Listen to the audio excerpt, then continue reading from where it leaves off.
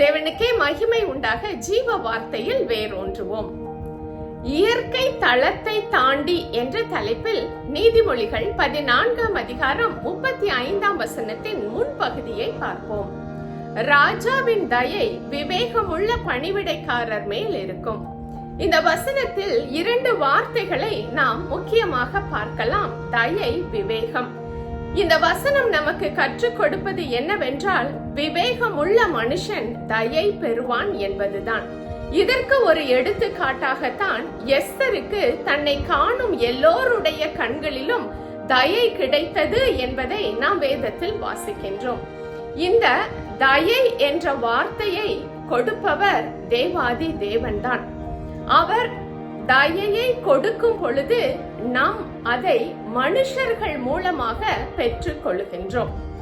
நம்முடைய அன்றாட வாழ்க்கையில், நம்முடைய குடும்பத்தினர் மத்தியில், நாம் வேலை செய்யும் இடத்தில், சக மனிதர்கள் மத்தியில், உயர் அதிகாரிகள் மத்தியில், மொத்தத்தில் எஸ்தர் ராஜாத்திக்கு தன்னை காணும் எல்லோருடைய கண்களிலும் தயை கிடைத்தது போல நமக்கும் தயை கிடைத்தால்தான் நாம் வாழுகின்ற இந்த வாழ்க்கை ஒரு வெற்றியின் வாழ்க்கையாக அடையாளம் பெற முடியும்.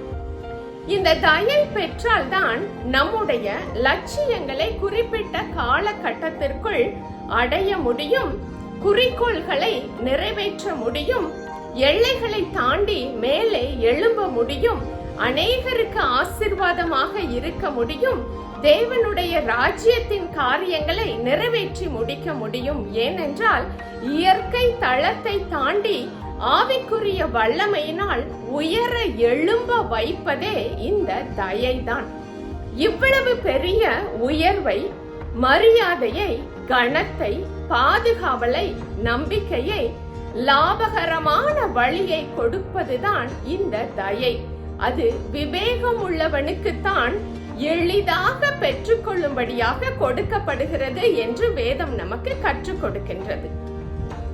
அப்படி என்றால் இந்த விவேகம் உள்ள மனிதனின் அடையாளம் என்ன என்று வேதம் நமக்கு சொல்லுகிறது என்றால், முதலாவது தேவாதி தேவனை தன் நம்பிக்கையாக வைத்திருப்பவன். இரண்டாவது ஜீவ வார்த்தையாகிய கிறிஸ்துவில் அஸ்திபாரம் இட்டு இருப்பவன். மூன்றாவதாக வேதமே தன் மனமகிழ்ச்சி என்று வாஞ்சையோடு பருகுபவன்.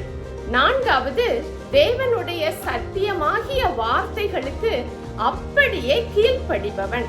ஐந்தாவது வேதம் காட்டும் வெளிச்சத்தில் அனுதினமும் நடப்பவன். ஆறாவது பரிசுத்த ஆவியானவரை அங்கீகரித்து இணைந்து அனுபவித்து வாழ்பவன்.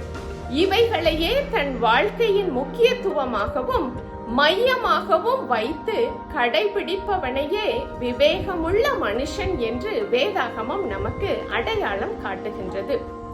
இந்த மனுஷன் தேவனுடைய பாதத்தில் தனித்து அமர்ந்து வளர்ந்து ஆத்துமாவில் செழிப்படைந்து ஆவிக்குரிய ரீதியிலே மெருகேற்றப்படுகிறவனாக இருக்கின்றான்.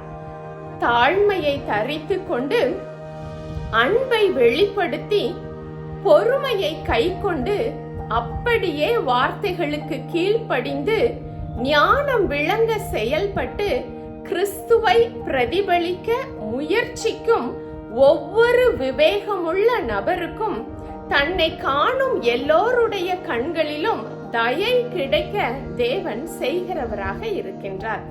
இந்த தயை கொடுக்கும் உயர்வும் ஆசீர்வாதமும் தேவனுடைய நாமத்தை மாத்திரம் மகிமைப்படுத்தக்கூடியதாக இருக்கிறது. தேவனுடைய கண்களில் தயை கிடைப்பவர்களுக்கு தேவனுடைய நாமம் அவர்கள் மூலமாக மகிமைப்படக்கூடியதாக இருக்கிறது. இந்த தயையை நாம் பெற்றுக் கொள்வதற்கு வேதம் கற்றுக் கொடுக்கும் விவேகம் உள்ளவர்களாக நாம் இருக்க கர்த்தர் நம் ஒவ்வொருவருக்கும் கிருபை செய்வாராக. ஆமென்.